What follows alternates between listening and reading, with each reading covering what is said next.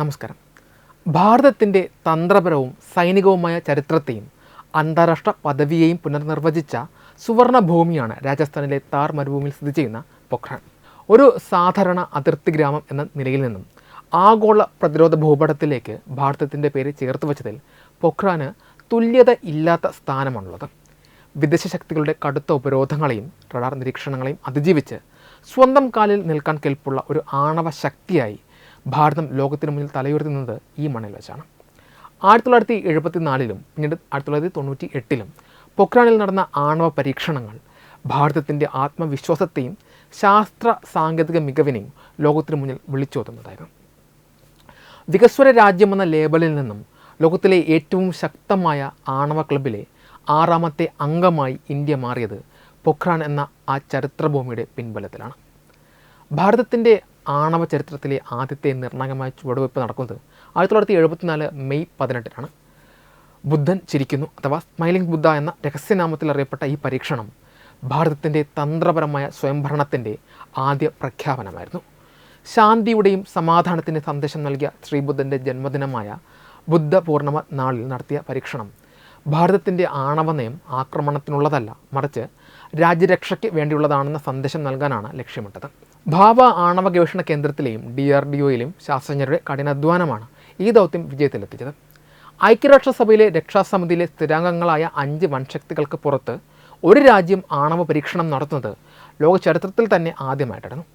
പാകിസ്ഥാനുമായുള്ള 71 യുദ്ധത്തിന് ശേഷമുള്ള പ്രാദേശിക സുരക്ഷാ സാഹചര്യങ്ങൾ കണക്കിലെടുത്ത് ഇന്ത്യ സ്വന്തം പ്രതിരോധ കവചം തീർക്കേണ്ടത് അനിവാര്യമാണെന്ന് ഈ പരീക്ഷണം തെളിയിച്ചു. പൊഖ്രാന്റെ ചരിത്രത്തിലെ ഏറ്റവും നാടകീയവും ശക്തവുമായ 2ാമത്തെ അധ്യായം എഴുതപ്പെട്ടത് 24 വർഷങ്ങൾക്ക് ശേഷം 1998 മെയ് മാസത്തിലാണ്. ഓപ്പറേഷൻ ശക്തി എന്ന് പേരിട്ട ഈ ദൗത്യം പ്രധാനമന്ത്രി അടൽ ബിഹാരി വാജ്പേയിയുടെയും പ്രമുഖ ശാസ്ത്രജ്ഞനും പിൽക്കാലത്ത് ഇന്ത്യയുടെ രാഷ്ട്രപതിയുമായി മാറിയ ഡോക്ടർ APJ അബ്ദുൽ കലാമിൻ്റെ സംയുക്ത നേതൃത്വത്തിലാണ് അരങ്ങേറിയത്. അമേരിക്കയുടെ അതിനൂതനമായ ചാര ഉപഗ്രഹങ്ങളുടെ കണ്ണുവെട്ടിച്ചാണ് ശാസ്ത്രജ്ഞരും സൈന്യവും ഈ ദൗത്യം പൂർത്തിയാക്കിയത് എന്നത് ലോകത്തെ മുഴുവൻ ഞെട്ടിച്ച ഒന്നായിരുന്നു. ഉപഗ്രഹങ്ങൾ തങ്ങളുടെ പ്രദേശത്തിൻ്റെ മുകളിലൂടെ പോകുന്ന സമയം കൃത്യമായി കണക്കുകൂട്ടി രാത്രികാലങ്ങളിൽ മാത്രം മണൽ തുരന്നും ശാസ്ത്രജ്ഞർ സൈനിക വേഷം ധരിച്ചും അതീവ രഹസ്യമായിട്ടാണ് പരീക്ഷണശാലകൾ ഒരുക്കിയത്. മെയ് 11 3 പരീക്ഷണങ്ങളും 13 2 പരീക്ഷണങ്ങളും ഉൾപ്പെടെ ആകെ 5 ആണവ പരീക്ഷണങ്ങളാണ് ഇന്ത്യ അന്ന് വിജയകരമായി നടത്തിയത്. ഈ പരീക്ഷണത്തോടെ ഭാരതം പൂർണ്ണ സജ്ജമായ ഒരു ആണവായുധ രാഷ്ട്രമായി സ്വയം പ്രഖ്യാപിച്ചു. ഇപ്പോൾ മറ്റൊരു സുപ്രധാന പരീക്ഷണം കൂടി പൊഖ്രാനിൽ നടന്നിരിക്കുന്നു. ആധുനിക യുദ്ധമുഖങ്ങളിൽ നിർണായകമായ സാങ്കേതിക മുന്നേറ്റവുമായി ഇന്ത്യൻ പ്രതിരോധ നിർമ്മാണ കമ്പനിയായ നിബേ ലിമിറ്റഡ് വിജയകരമായി പരീക്ഷിച്ച തദ്ദേശീയ ആയുധ സംവിധാനമാണ് വായു അസ്ത്ര 1 ലോയിറ്ററിംഗ് മ്യൂണിഷൻ സിസ്റ്റം. ശത്രു ലക്ഷ്യങ്ങളെ കൃത്യമായി നിരീക്ഷിച്ച് കണ്ടെത്തി തകർക്കാൻ ശേഷിയുള്ള ഇത്തരം സംവിധാനങ്ങൾ പൊതുവെ കാമിക്കാസെ ഡ്രോണുകൾ അഥവാ ആത്മഹത്യാ ഡ്രോണുകൾ എന്ന പേരിലും അറിയപ്പെടുന്നു. പൊഖ്രാനിലെ കടുത്ത ചൂടിന് പുറമെ ഉത്തരാഖണ്ഡിലെ ജോഷിമഠിലെ സങ്കീർണമായി ഉയർന്ന മലനിരകളിലും വെച്ച് നടത്തിയ സാങ്കേതിക പരീക്ഷണങ്ങൾ വായു അസ്ത്രയുടെ അസാധാരണമായ പ്രഹരശേഷിയും പ്രതികൂല സാഹചര്യങ്ങളെ അതിജീവിക്കാനുള്ള കരുത്തും തെളിയിക്കുന്നതാണ്. പൂർണ്ണമായും ഇന്ത്യയിൽ തന്നെ രൂപകൽപ്പന ചെയ്ത് വികസിപ്പിച്ചെടുത്ത ഈ സംവിധാനം ഭാരതത്തിൻ്റെ ആത്മനിർഭർ ഭാരത് ദൗത്യങ്ങൾക്ക് വലിയൊരു നാഴികക്കല്ലാണെന്ന് പ്രതിരോധ വിദഗ്ധർ വിലയിരുത്തുന്നു. പരമ്പരാഗതമായ യുദ്ധസങ്കല്പങ്ങളിൽ നിന്നും മാറി സാങ്കേതികവിദ്യയും കൃത്യതയും മുൻനിർത്തിയുള്ള 4ാം തലമുറ യുദ്ധമുറകളിലേക്ക് ലോകം മാറുമ്പോൾ അതിൽ ഏറ്റവും നിർണായകമായ പങ്ക് വഹിക്കുന്നത് ഡ്രോണുകളാണ്. മുൻകാലങ്ങളിൽ കേവലം നിരീക്ഷണങ്ങൾക്കായി മാത്രം ഉപയോഗിച്ചിരുന്ന ഈ സാങ്കേതികവിദ്യ ഇന്ന് യുദ്ധത്തിൻ്റെ ഗതിയെ തന്നെ ഒറ്റയ്ക്ക് നിർണ്ണയിക്കാൻ കെൽപ്പുള്ള ഏറ്റവും മാരകമായ ആയുധമായി പരിണമിച്ചിരിക്കുന്നു.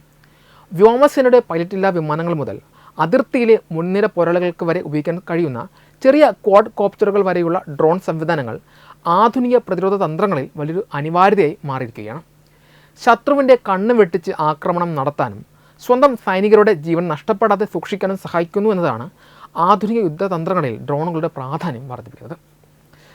ആധുനിക യുദ്ധങ്ങളിൽ ഡ്രോണുകൾക്ക് ഇത്രയേറെ പ്രാധാന്യം ലഭിക്കാനുള്ള ഏറ്റവും പ്രധാനപ്പെട്ട കാരണം അവ നൽകുന്ന മികച്ച തന്ത്രപരമായ നിരീക്ഷണ ശേഷിയാണ്.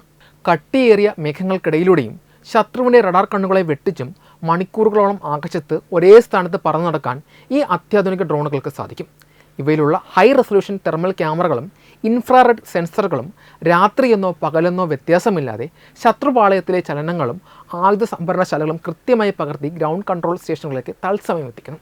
ഇത് കമാൻഡർമാർക്ക് യുദ്ധഭൂമിയിലെ കൃത്യമായ സാഹചര്യം മനസ്സിലാക്കാനും അതിനനുസരിച്ച് തന്ത്രങ്ങൾ മെനയാനും വലിയ തോതിൽ തുണയ്ക്കുന്നു. പണ്ടുകാലങ്ങളിൽ ശത്രുവിൻ്റെ ഒളിത്താവളങ്ങൾ കണ്ടെത്താൻ സൈനികർ ജീവൻ പണയം വെച്ച് അതിർത്തി കടക്കേണ്ടി വന്നിരുന്ന സ്ഥാനത്താണ് ഇന്ന് ഡ്രോണുകൾ നിഷ്പ്രയാസം ഈ ദൗത്യം നിർവഹിക്കുന്നത്. ലക്ഷ്യസ്ഥാനങ്ങളിൽ അതീവ കൃത്യതയോടെ പ്രഹരം ഏൽപ്പിക്കാനുള്ള ശേഷിയാണ് ഡ്രോണുകളുടെ മറ്റൊരു വലിയ സവിശേഷത. ലോയിറ്ററിംഗ് മ്യൂണിഷൻ അഥവാ കാമിക്കാസെ ഡ്രോണുകൾ എന്നറിയപ്പെടുന്ന അത്യാധുനിക ആത്മഹത്യാ ഡ്രോണുകൾ ഇന്ന് യുദ്ധരംഗത്തെ ഭീതിജനകമായ സാന്നിധ്യമാണ്. സ്വന്തം ശരീരത്തിൽ സ്ഫോടക വസ്തുക്കൾ വഹിച്ചുകൊണ്ട് മണിക്കൂറുകളോളം ആകാശത്ത് പറന്നു നടന്ന് ശത്രുവിനെ തിരയുവാനും ഇവയ്ക്ക് സാധിക്കും. ശത്രുവിൻ്റെ ടാങ്കുകളോ ബങ്കറുകളോ ശ്രദ്ധയിൽപ്പെട്ടാൽ ഇവ സ്വയം ഒരു മിസൈലായി മാറി അതിലേക്ക് ഇടിച്ചിറങ്ങി തകർക്കുകയാണ് ചെയ്യുന്നത്. കോടിക്കണക്കിന് രൂപ വിലമതിക്കുന്ന പരമ്പരാഗത മിസൈലുകളെയോ യുദ്ധവിമാനങ്ങളെയോ അപേക്ഷിച്ച് ഇത്തരം ഡ്രോണുകൾക്ക് നിർമ്മാണ ചെലവ് വളരെ കുറവാണ്.